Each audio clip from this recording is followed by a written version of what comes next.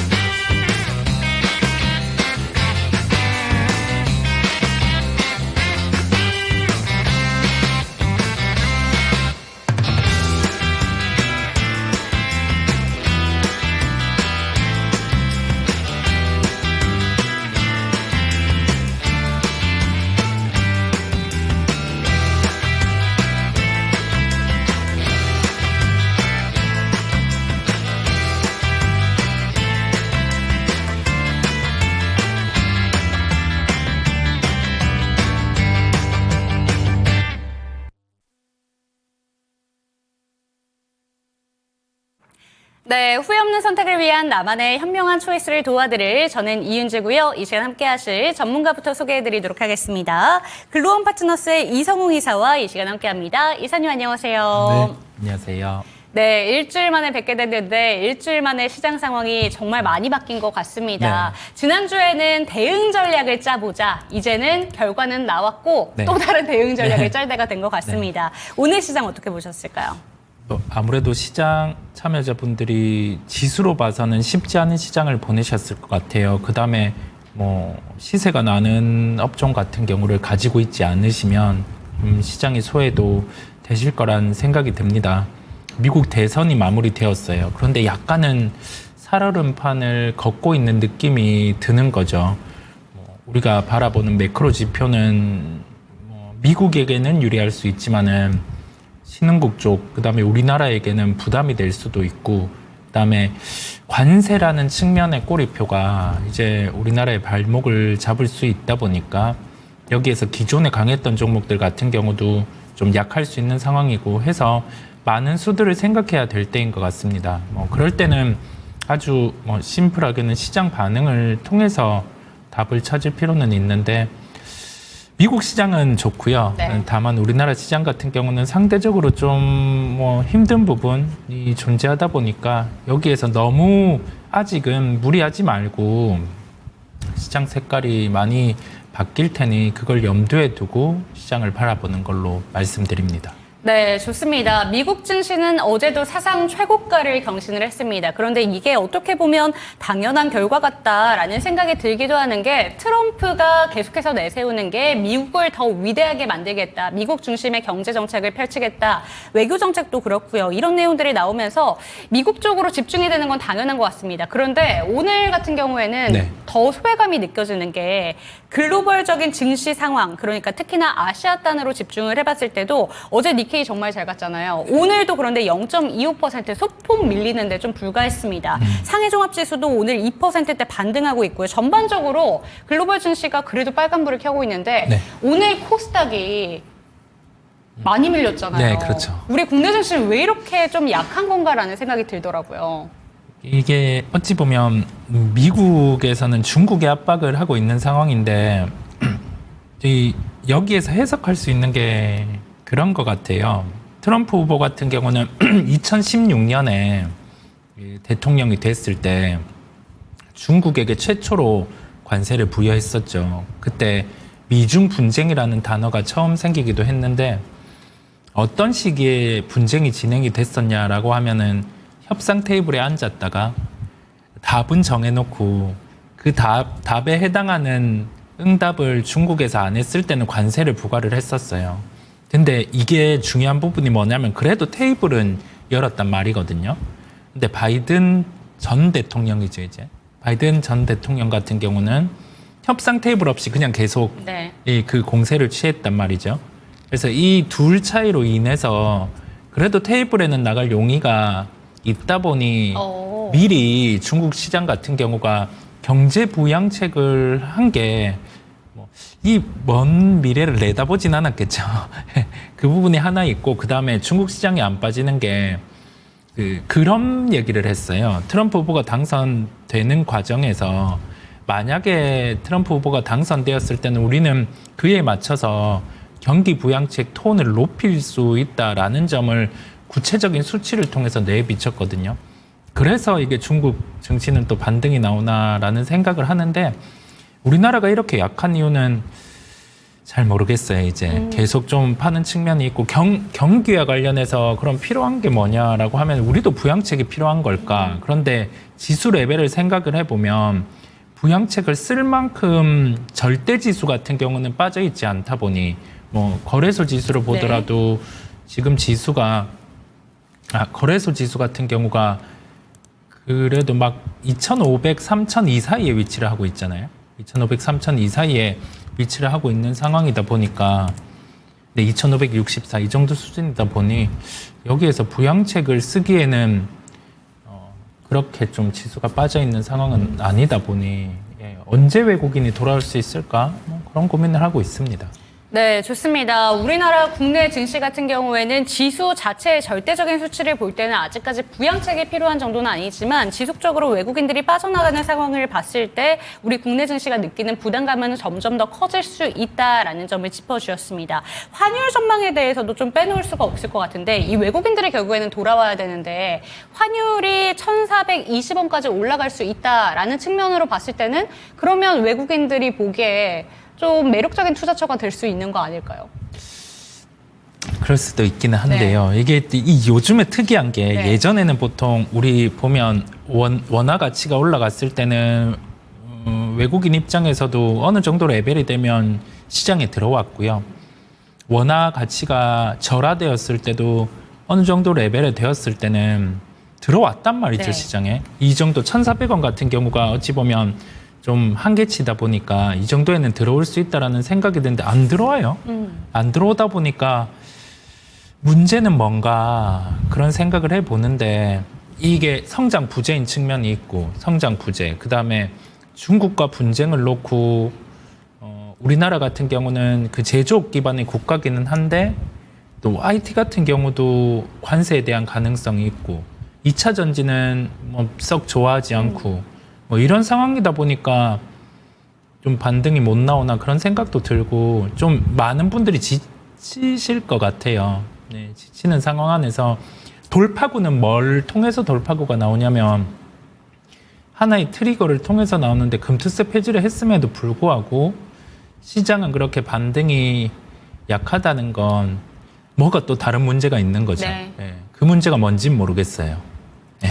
네, 좋습니다. 지금 시장의 돌파구를 찾을 타이밍이다라고 짚어주신 것 같은데 정말 다양한 이야기들을 해봐야 되겠지만 오늘 코스피도 결국에는 상승 탄력을 많이 줄여가면서 강보합만을 유지한 채 거래를 마친 데에는 많은 분들이 걱정하시는 게 또 반도체 종목이 될 것 같고요.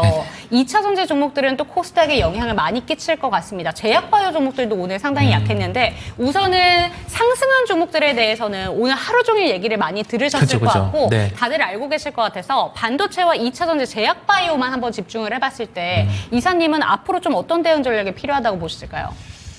그 주가에 대해서 안 좋다라는 거는 알고 있는 거죠. 2차 전지도 변수를 안고 있는 거고 그다음에 제약바이오 같은 경우도 지금의 미국의 금리 인하기임에도 불구하고 10년물 국채 수준을 보면 이게 좀 정상 시장이 아니에요. 네. 그런데 미국은 오른단 말이죠. 근데 제약바이오 쪽 같은 경우도 우리가 보면 그 성장주의 형태를 가진 뭐 제약바이오, 기타 성장주 같은 경우 안에서 약해요. 최근에는 좀 약했죠. 이 안에서 옥석을 또 가려서 접근해야 될 것 같아요. 시장 참여자들의 심리는 뭐냐면 주가는 어느 정도 떠 있는 상황인데 차익 실현에 대한 욕구는 언제든지 나올 수 있는 상황이죠. 근데 그 와중에 종목들이 뭐 금투세 폐지를 하기 전에도 이렇게 좀 퍼져서 글로벌에서 제약바이오가 가장 강했어요. 근데 그리고 나서 금투세 폐지하고도 종목들이 제약바이오 일부 시총 상위 말고는 그렇게 못 올라왔단 말이죠. 그 안에서 좀 지쳐있는 상황이라고 보이거든요. 그래서 뭔가 다 트리거가 필요해요. 뭐 시총 1위 기업 하나가 뭐 알테오젠 같은 경우가 추가로 뭐 그런 계약 형태에 뭐가 나오거나 아니면 2차 전지 쪽 같은 경우는 시장에서 기대하고 있는 부분, 뭐 유럽의 환경 규제 이게 구체화돼서 나오거나 또는 트럼프 당선인이 여기에서 내가 2차 전지를 그렇게 미워하지 않는다. 네. 그런 식의 얘기를 해주거나 그런 게 필요한 것 같아요. 이게 웃기죠. 왜 글로벌에서 이런 부분 멘트를 했을 때 우리나라에서는 반응을 하고 뭐 그게 뭐 어쩔 수 없기는 한데 그런 점을 좀 기다려보는 상황임을 말씀드립니다. 네, 좋습니다. 트럼프 이제 당선인이라고 해야겠죠. 당선인의 말 한마디 한마디에 좀 기울일 수밖에 없는 그런 시장이 된 것 같습니다. 조금 더 경계감을 가지면서 이 주도 섹터들에 대한 대비 전략도 반드시 필요할 것 같다라는 점 전달해 드리도록 하겠습니다. 그렇다면 이쯤에서 저희 이사님의 초이스 두 가지 종목 화면으로 만나보도록 하겠습니다. 네, 첫 번째 종목은 넥스틸 들고 오셨고 두 번째 종목은 비트나인 들고 오셨습니다. 우선 두 가지 종목이 전혀 다른 섹터를 들고 오신 것 같은데 어떤 이유로 각각 들고 오셨는지가 궁금합니다. 오늘장 초이스 종목은 어떤 종목일까요? 오늘장 초이스 종목은 넥스틸입니다. 네, 넥스틸 같은 경우에는 시추 관련된 종목이기도 하고 이 철강 관련된 종목, 그래서 자동차 부품이랑도 엮어볼 수 있을 것 같은데 지금 이 자동차 부품이나 이 철강 관련된 종목들은 바로 걱정이 드는 게 중국 원자재 이런 부분이랑도 좀 걱정이 됩니다. 네네. 이 종목 초이스하신 이유가 어떤 걸까요? 우리가 지금 시장에서 시세가 강한 쪽이 산업재입니다. 시장 색깔이 바뀐 거죠. 그 와중에 거의 잊혀져 있던 동해 프로젝트 같은 경우가 좀 구체화돼서 진행이 될 수 있는 상황이에요. 그 안에서 넥스틸은 프로젝트에 대한 통과를 받았어요. 이번에 시추 관련해서 특수 관광 부분을 그 프로젝트, 동해 프로젝트에 진행을 하기로 확정이 되었고요. 그렇다 보니 이 부분이 진행되는 과정에서 좀 잠재적인 주가가 부각이 될 수 있었는데 때마침 산업재도 좋고 거기 더해져서 뭐 동해 가스전 프로젝트 관련해서 좀 진행에 대한 부분을 차도를 보여주니 오늘은 주가 반등이 나왔어요. 뭐 거래 같은 경우도 괜찮았고 시세의 연속성도 있어 보임에 따라서 오늘의 초이스 종목으로 말씀드리게 되었습니다. 네, 좋습니다. 오늘 모든 사람들이 트럼프 트레이딩에 집중이 되어 있을 때 홀로 갔던 섹터가 이 또 동해가스 관련된 종목들이 움직였다라고 짚어주셨습니다. 그런데 많은 종목들이 있잖아요. 포스코 네. 인터내셔널 같은 이런 무역 관련된 종목들도 있고 그런데 넥스틸을 그중에서 보시는 이유가 있으실까요? 우리가 처음에 그 어떤 부분을 시추할지 탐사를 하고 결정하고 탐사하고 거기에서 공을 먼저 파보죠. 본시추는 아니라 탐사 과정에서 이렇게 파보는 그 단계에 이 기업 같은 경우가 참여를 하게 됐다 보니까 제가 오늘의 초이스로 말씀을 드리게 되었고 네. 한국가스공사나 포스코 인터내셔널 또한 역시 뭐 이 프로젝트 관련해서 담당을 하게 되겠죠. 그런데 최종적으로 그런 기업들은 최종적으로 이제 탐사랑 시추가 마무리되어서 여기에 대해서 좀 실제 가스가 나왔는지 그게 결정되고 나서 어느 정도 생산성이 있는지 결정되고 나서 반응할 수 있는 종목이다 보니까요. 앞단에서 먼저 반응할 수 있는 쪽을 가지고 왔습니다. 네, 이 대왕고래 프로젝트 관련해서 빠르게 시세를 낼 수 있는 종목으로 초이스를 해주신 것 같습니다. 그렇다면 한 가지만 더 여쭤볼게요, 이사님. 네. 지금 대왕고래 프로젝트가 시장에서 이제 시추 계획까지 차근차근 진행이 되고 있다라는 보도기사들은 들려오고 있는데 시장의 관심에서 살짝 벗어나 있습니다. 네. 다시 한번 이쪽에 관심을 갖고서 진입해봐도 된다라고 이 테마를 보실까요? 뭐 적당한 가격대에서는 네. 진입할 수 있다는 생각이에요. 이제 시기도 다가왔잖아요. 원래 예정된 시기 연말이고 하다 보니까 뭐 충분히 한번 또 진입을 해볼 수 있다는 생각을 가지고 말씀드리게 되었습니다. 네, 좋습니다. 모든 시장에 관심이 한쪽으로 쏠려 있을 때에는 다른 쪽에서 기회를 찾는 것도 현명한 방법이 될 수 있습니다. 대왕고래 프로젝트 이벤트가 점점 다가오고 있기 때문에 그에 대한 대비가 필요하다라는 점 짚어주셨고 이 넥스텔 같은 경우에는 시세를 한 번 더 한 발짝 빠르게 낼 수 있는 종목이라는 점 참고가 되셨으면 좋겠습니다. 다음 종목으로는 비초이스 종목에 대해서 이야기를 나눠볼 텐데 이 종목은 요새 반등이 나오면서 관심이 집중되어서 좀 경계감을 갖고 지켜보자라는 의미로 들고 나오시지 않았을까라는 생각이 듭니다. 비트나인을 들고 오셨습니다. AI 소프트웨어 관련된 종목도 요새 반등이 정말 강하게 나오고 있는데요. AI 우리나라 국내 기업들이 좀 걱정이 된다라고 전문가들이 이야기해 주시는 부분들을 공통적으로 묶어본다면 글로벌 기업들과 다르게 직접적인 수혜를 볼 수 있는 종목들이 별로 없다라고 하더라고요. 네. 이 종목은 어떨까요? 주가가 좀 빠져있는 상황이다 보니 그래도 관심을 가질 수는 있겠는데 그 핵심이 맞습니다. 소프트웨어 사업이에요. 관계형 데이터베이스 관련해서 소프트웨어 사업을 하는데 이게 글로벌의 빅테크 기업들의 실적이 좋았다라고 해서 우리나라 기업들까지 연결해서는 한계가 있다 보니 오늘 비초이스 종목으로 말씀드리게 되었고요. 전일은 대량 거래를 수반했다 보니까 오늘의 시세는 한번 발생을 했지만 이 시세 연속성은 좀 가격 조정이 추가로 나오면 떨어질 수 있다는 점에서 말씀드리게 되었어요. 이 종목이 한 1,800원 이하 정도로 다시 조정이 나오면 그때는 또 시세가 이렇게 죽었다가 반응할 수 있다 보니까요. 무리하지 마시고 네. 주가 변동성 확대 구간임을 기억을 해주시면 되겠습니다. 네, 이 종목 같은 경우에는 1,800원 이하로 내려온다면 다시 한번 진입을 해봐도 되는 종목이지만 어제 거래량을 동반하고 상당히 주가가 많이 올랐기 때문에 오늘은 추가적인 반등이 나왔다. 하지만 앞으로는 경계가 필요하다라는 점 체크가 되셨으면 좋겠습니다. 오늘장 이사님의 초이스는 넥스틸 체크해봤습니다.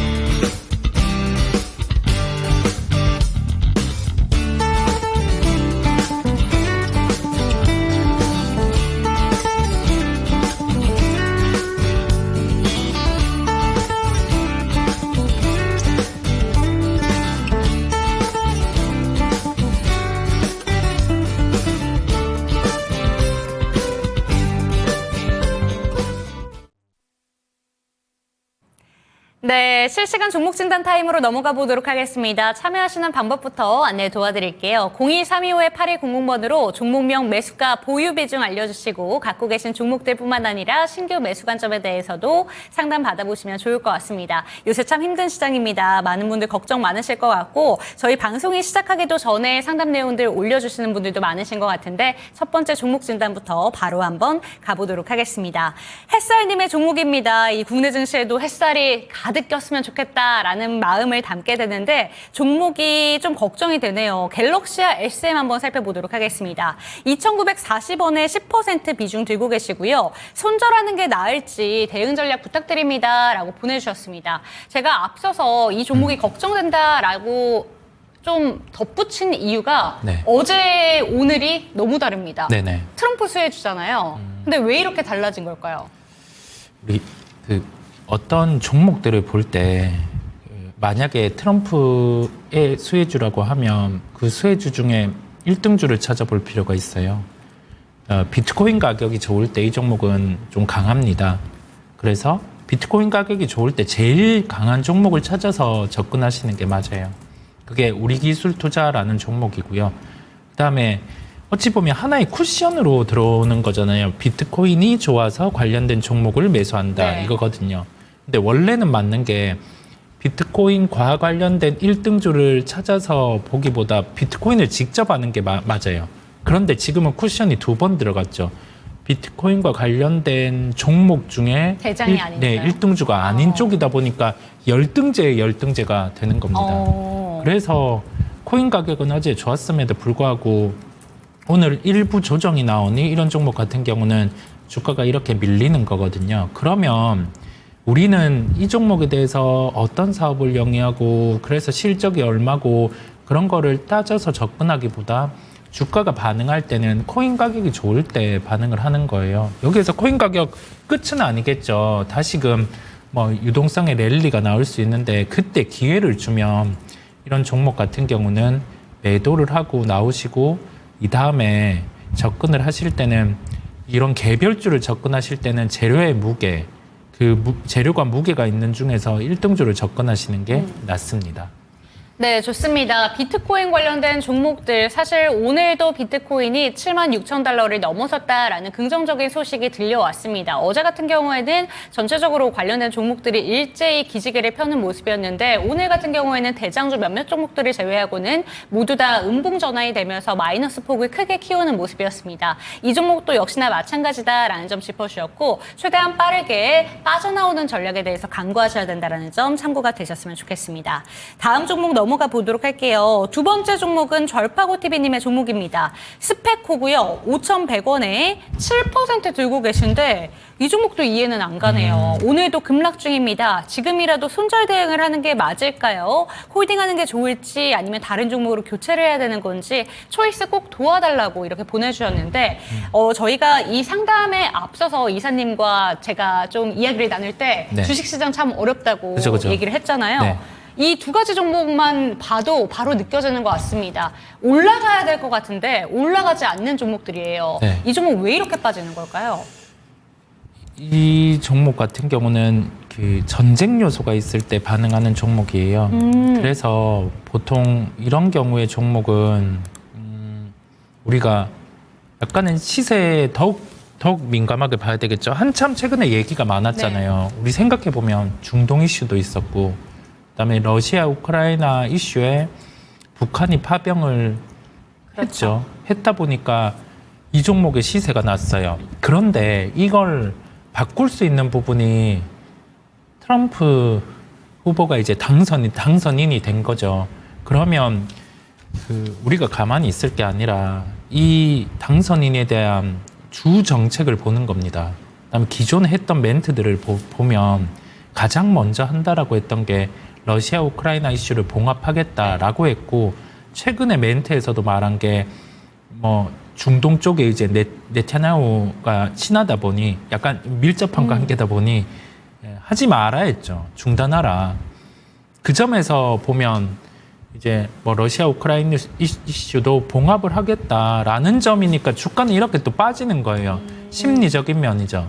그러면 방산 관련된 종목들 같은 경우에는 항상 전쟁 이슈가 있었을 때는 이 스페코나 빅텍 같이 사이즈가 작은 종목들이라던가 하나시스템, LIG, 넥스원처럼 큰 종목들 같이 움직이잖아요. 네네. 그런데 이번에 트럼프 당선인이 되고 나서 러우 전쟁이나 이런 전쟁들을 종식시키겠다라는 발언에는 이 스페코나 빅텍 같은 그 직접적인 전쟁에 영향을 끼칠 수 있는 종목들은 방산 섹터 내에서도 조심해야 된다라는 말씀이신 거죠. 네, 그렇습니다. 왜냐하면 뭐 더 이상 재료에 반응하는 종목이에요. 이 종목도 아까 우리가 처음에 봤던 갤럭시아 SM이 비트코인이라고 하면 예전에 빅텍이나 스페코는 북한에서 뭐 미확인 발사체 이런 거 쏘고 했을 때 그냥 주가 한번 같이 떴다가 그다음에 막 뭐 긴장 상태 있을 때 주가 뭐 올랐다가 그다음에 뭐 화에 묻으면 또 빠졌다가 이게 반복이었거든요. 그래서 어떤 종목 보실 때 개별주라고 하면 이 개별주의 주가가 언제 반응하는지를 체크해 놓으시면 도움이 되실 겁니다.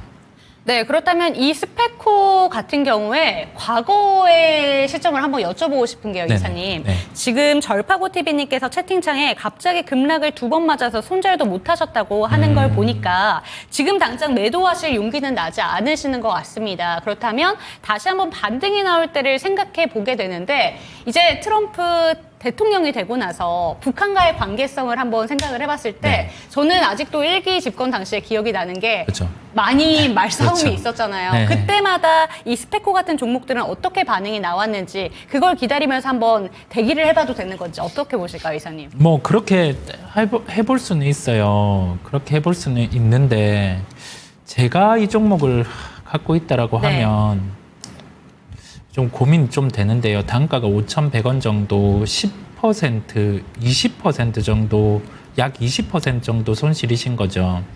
그러면 약간 기다려 보는 거죠. 뒤에 뭐 멘트 같은 경우가 있을 때 이게 안 좋은 거예요. 이게 안 좋은 이유가 뭐냐면 뭔가에 기대 주식은 네. 불확실성인데 뭔가에 기대해서 봐야 된다라는 그렇죠. 점이거든요. 그런 점이 불편하다는 점을 말씀드립니다. 네, 좋습니다. 지금 절파고 TV님께서 손절하려면 해야죠. 종목 교체하든지 해야 될 것 같은데 우선은 반등이 나오는 걸 기다리는 방법도 한 가지의 그런 방법이 될 수 있다라는 점 체크가 되셨으면 좋겠습니다. 다음 종목으로는 조AD님의 종목으로 가보도록 하겠습니다. HD 현대마린 솔루션 살펴볼 거고요. 14만 2,300원에 비중은 15%. 꽤나 만족스럽네요. 오늘 상승 흐름도 그렇고 근데 언제나 매도 시기 잡는 걸 못하겠습니다. 매도 타이밍 알려주세요. 라는 내용입니다. 사실 오늘 제가 갖고 온 그 섹터 트럼프 트레이딩 관련해서는 조선주를 빼먹었는데 네. 조선 종목들이 오늘 트럼프 말 한마디에 일제히 상승을 했습니다. 그쵸. 조선 관련된 종목들 매도 시기 어떻게 잡아야 될까요? HD 현대마린 솔루션은 체크해 보셔야 될 게 이게 그 보유에서 물량 풀리는 때가 있어요. 그게 11월 중에 있을 거거든요. 네. 그걸 체크해 보시고 그 기점 전에 좀 매도한다라는 생각을 하시면 될 것 같습니다. 예, 그 정도로 한번 보고 또는 그 조선주의 시세가 일회성은 아닐 것 같아요. 뭐 어느 정도 맨 처음에 얘기를 한 게 이제 우리나라와 조선과 관련해서 대화를 하고 싶다 이런 얘기를 했다 보니까 반응을 했잖아요. 미국 시장 산업재 강세가 이어진다라고 하면 조선주 같은 경우의 시세도 연속성이 있을 수 있음에 따라서 체크해 보실 거는 이 보유에서 물량이 풀리는 때가 언젠지를 체크해 보시면 되겠습니다. 네, 좋습니다. HD 현대마린 솔루션 같은 경우에는 올해 상반기에 상장한 종목이죠. 그렇기 때문에 보유예수 물량이 언제 풀리는지 체크하는 게 반드시 필요하다라는 점 짚어주셨으니까 이 부분만큼은 반드시 체크가 되셨으면 좋겠습니다. 다음 종목 넘어가 보도록 하겠습니다. 빨간 촛불님의 종목이고요. 로보티즈 24,550원에 8% 단기와 중기 진단 부탁드립니다. 라고 보내주셨는데 로봇주도 강합니다. 이제 테슬라와 머스크 CEO가 이제 테슬라의 머스크 CEO와 이제 트럼프 대통령이 협력을 공고히 하게 되면서 머스크 관련된 종목들도 오늘 정말 강했습니다. 로봇 관련된 종목들 전체적으로 빨간불이었는데 24,550원이면 아직까지도 손실 구간이에요. 이 종목 어떻게 끌고 가는 게 좋을까요? 우리가 주식을 약간 가격을 위해서 사고 나서 당시에는 이게 위 가격인지 잘 모르잖아요. 그리고 나서 주가가 빠졌을 때는 약간은 뭐 놔두는 경우가 있어요. 언젠가 반등이 나오겠지. 그러면 우리가 고민해 볼 점은 뭐냐면 처음에 종목을 택할 때 차트로 택하셔도 돼요. 그 차트로 택하실 때는 아무것도 딴 거 보지 말고 차트에 지지정만 놓고 플레이를 하시는 경우가 한 가지가 있겠고요. 또는 이 기업이 하는 사업, 기본 사업이 뭔지, 그러면 실적은 어느 정도고 적정한 시가총액은 어느 정도인지 그걸 찾아서 그 이하 정도 가격에 대한 매력이 있을 때 그게 가치 투자라고 하고요. 또는 이제 이 기업의 적정한 가치가 어느 정도인지 파악해서 추후에 부각될 수 있는 재료의 타이밍은 언제고 뭐가 발생했을 때 이 주식을 산다라는 걸 결정해 놓으면 그거는 뭐 복합적인 투자겠죠.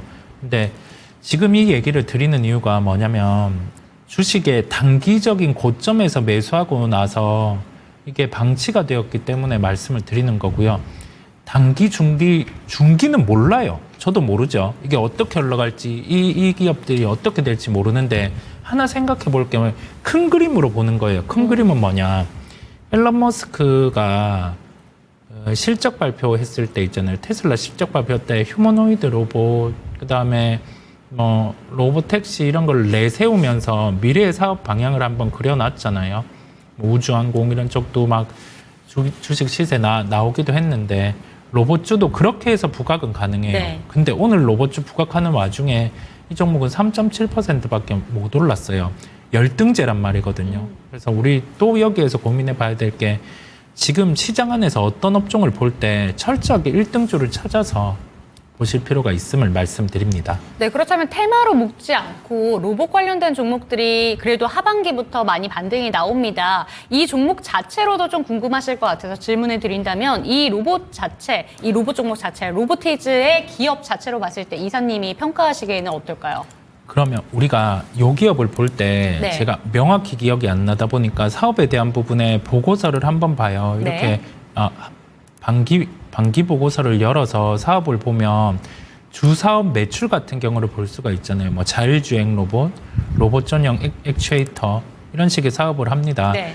그래서 도로에 주행할 수 있는 허가는 이제는 낮잖아요. 배달용 그렇죠. 같은 경우. 그러면 매출이나 수주 상황을 보면 자율주행 로봇과 관련된 부분은 한 7천만 원 정도 2022년에는 그랬는데 지금 2024년도 반기에는 2억 정도 나와요. 예, 2억 정도밖에 네. 안 되는 거거든요.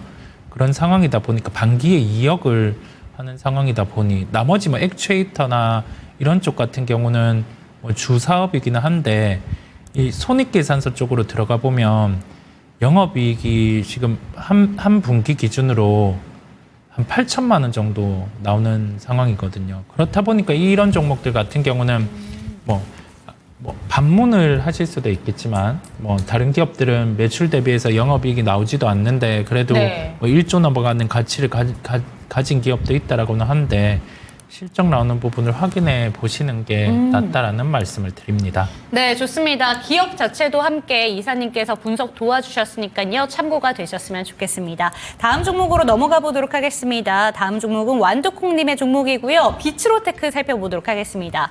7,600원에 비중 10% 들고 계시고 이 종목에 대해서 저희 채팅창에 꼭 도와주세요 라고 보내주셨는데 이 종목은 어떻게 보실까요?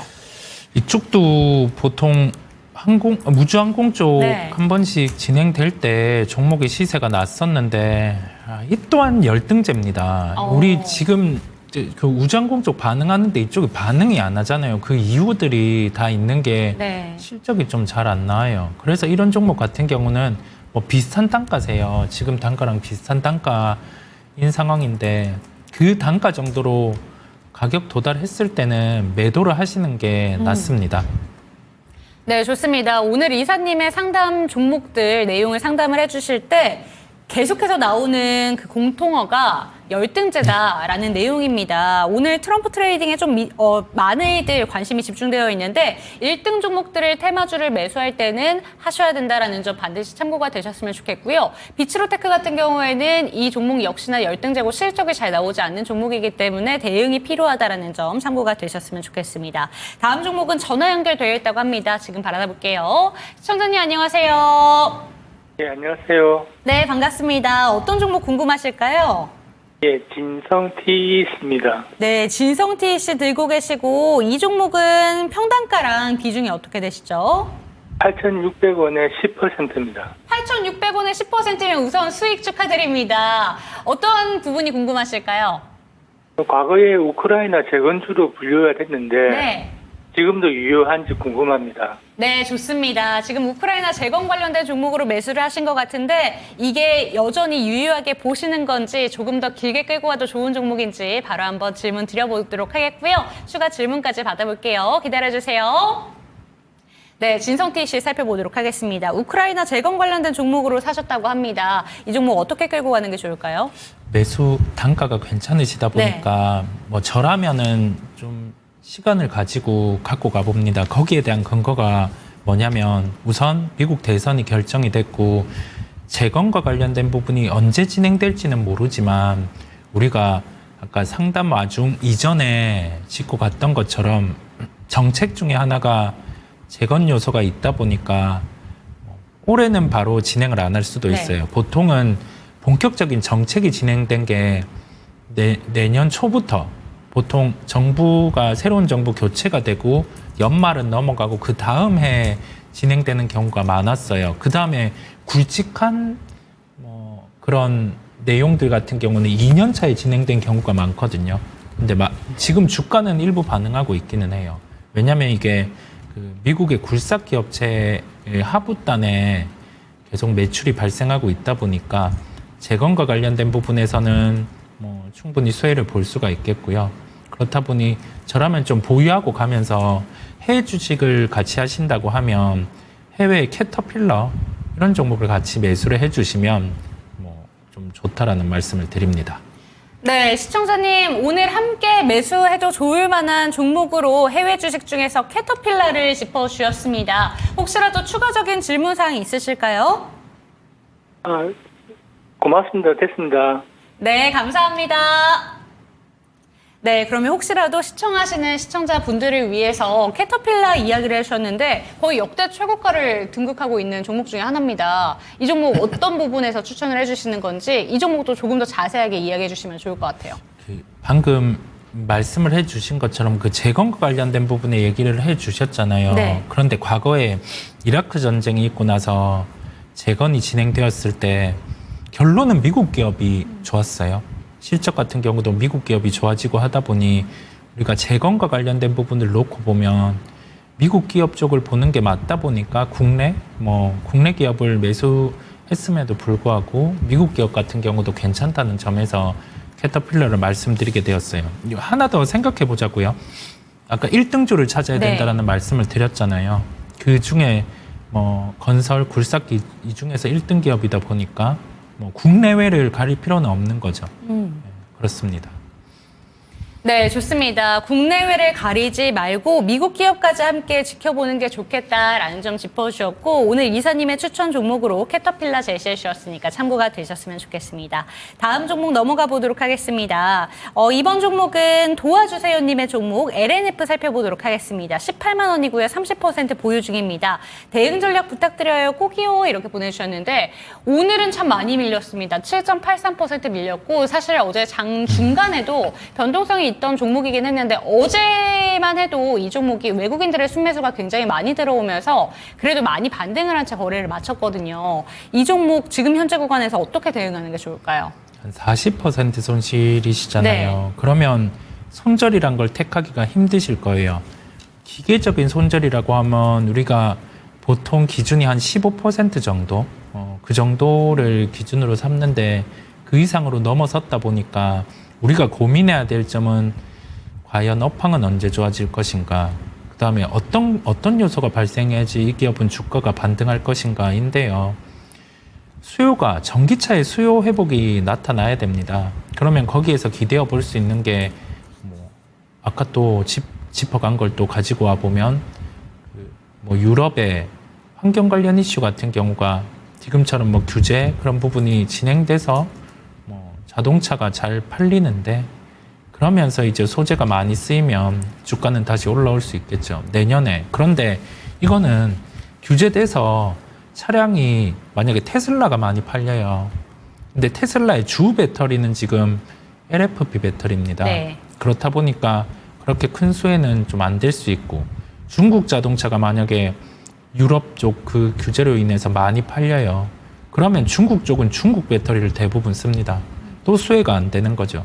그래서 우리가 고민해 볼 점은 하나의 시장의 단면을 볼 때 수요 회복이 되면 이 기업이 좋아질 수 있는 거는 당연한데 그것보다 조금은 더 깊게 보자라는 거죠. 예, 그래서 결론은 뭐냐면 LNF가 납품하는 건 테슬라 쪽에 납품하기도 해요. 근데 실제 많이 납품하는 거는 다른 배터리다 보니까요. 자동차 수요, 전기차 수요 올라오는 걸 지금은 확인해야 된다라는 점을 말씀드립니다. 네, 좋습니다. 지금 현재 구간에 40% 가까이 손실을 보고 있는 종목입니다. 이 종목 같은 경우에는 단기 흔들림에 너무 집중하시면 안 될 것 같고요. 조금 더 중장기적인 관점으로 챙겨보셔야 될 것 같은데 그 부분 참고가 되셨으면 좋겠습니다. 30% 비중도 들고 계신 만큼 꼼꼼한 대응 좀 응원해 드리도록 하겠고요. 다음 종목으로 넘어가 보도록 하겠습니다. 리동행님의 종목이고요. AP위성 살펴보도록 하겠습니다. 16,800원에 10%, 오늘 상한가를 간 종목인데도 아직까지 마이너스 16%입니다. 더 보유를 해야 되는 건지 아니면 손절을 해야 되는 건지 진단 부탁드립니다. 이렇게 보내주셨는데 오늘 상한가입니다. 30% 상한가를 꽉 채워낸 종목이라서 네. 이 종목은 진짜 그래도 기운이 좋으시겠지라고 생각했는데 여전히 걱정이 많으십니다. 이 종목 더 끌고 가도 되는 종목일까요? 보통 이런 경우에는 손실을 보시다가 비싼 단가로 올라오는 경우는 뭐 매도를 해주는 게 좋아요. 매도를 해주는 게 왜냐하면 밀렸다가 16,800원에서 11,000원대까지 밀렸다가 내일 아마 비슷한 단가까지 올 수 있겠죠. 그러면 그때는 비중 조절이라도 반매도라도 꼭 해주실 필요가 있어요. 예, 그렇게 한번 대응할 필요가 있고 여기에서 중요한 게 우리가 어떤 주식을 매수할 때 타이밍에 대한 중요성도 있어요. 좋은 기업이란 걸 알고 미래에 좋아질 테니 장기 투자를 그냥 들어간다 할 때 그 매수하는 가격대도 중요하단 말이죠. 이만큼 떠 있고 뭐 막 3년 뒤 실적의 가치를 반영해 있는데 더 미래에 좋아질 테니 무조건 사고 버텨야 된다라는 거는 무책임한 겁니다. 네. 예, 그렇다 보니까 내일 비슷한 단가로 올라올 수 있겠죠. 상한가에 도달했으니 그때는 좀 액션을 취해줄 필요가 있다라는 말씀을 드립니다. 네, 아무리 좋은 종목도 평단가가 높다면 그건 의미가 좀 퇴색된다라는 점 짚어주셨고요. 이 종목에 대해서는 오늘 상한가를 갔기 때문에 내일도 연속성을 보일 수 있지만 평단가까지 온다면 그때는 반드시 절반 정도는 팔아보자라는 점 참고가 되셨으면 좋겠습니다. 그리고 조금 전에 AP위성 전에요. 저희가 LNF를 살펴봤었는데 채팅창에 귀숙님께서 LNF 추가 매수해도 되는지에 대해서 여쭤보셨습니다. 저희 시청자 여러분들 중에서 LNF 들고 계신 분들도 많으실 것 같은데 지금 현재 주가 수준에서 추가 매수 관점 어떻게 보실까요, 이사님? 우리가 어떤 종목의 주가가 빠졌을 때 가격 메리트가 있다라는 점, 그다음에 전저점에 가깝게 있다라는 점으로 추가 매수를 하거나 하면 저는 옳지 않다 생각해요.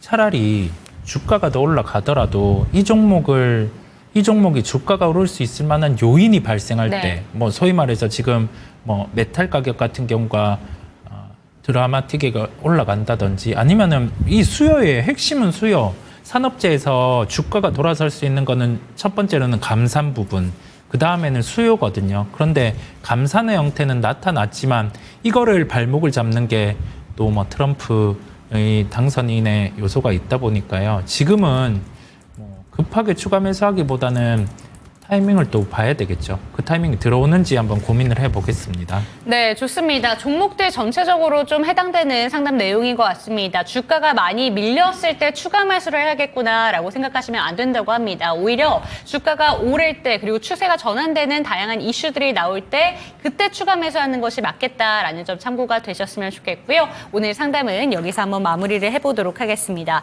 그렇다면 내일장 전략에 대해서 한번 여쭤봐야 될 텐데 내일은 어떤 부분에 집중해 보는 게 좋을까요?